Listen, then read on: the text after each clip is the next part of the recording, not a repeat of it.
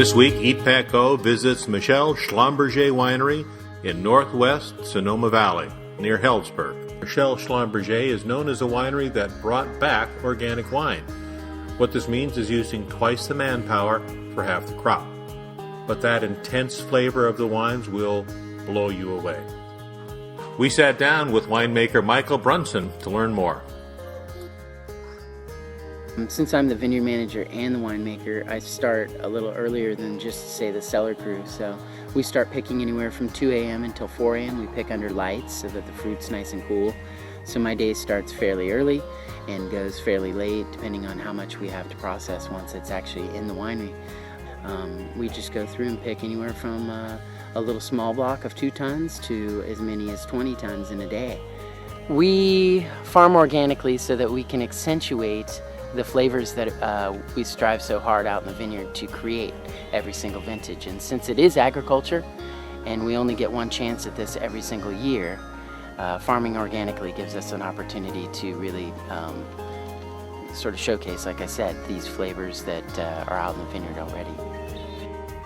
When they planted the property back in '79, the original owner, Jean-Jacques Michel, was a huge fan of Bordeaux varieties, and since then, Dry Creek's most planted variety is Cabernet Sauvignon. Well, we give a great tour. It starts off in the vineyard, walks out into the vineyard, and we explain all our farming techniques out there, which is fun because they are different than some of our neighbors. In grape setup at this point is that skins over in the whites in the Viognier are ripe and they're ready. In fact, we pulled almost all of it in.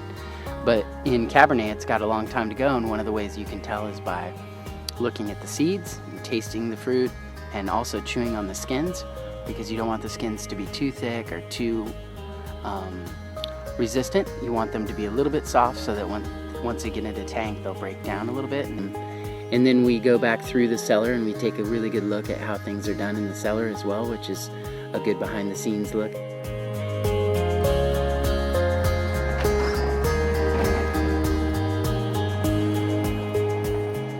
This is a punch down.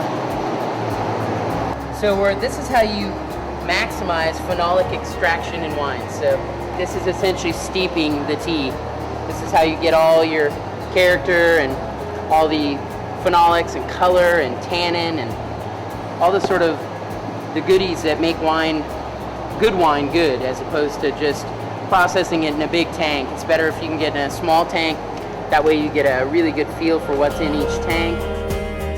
Advice would be to enjoy wine with friends and not take it too seriously, but also, pay attention to what you're drinking, and if you need to, take some notes so that you don't forget what you had that you enjoyed. But really it comes down to whether or not you're enjoying the wine. Ultimately, I think I would really like people to know how much hard work and care and sort of love that goes into everything we do. We really try hard to make the best healthy product we can.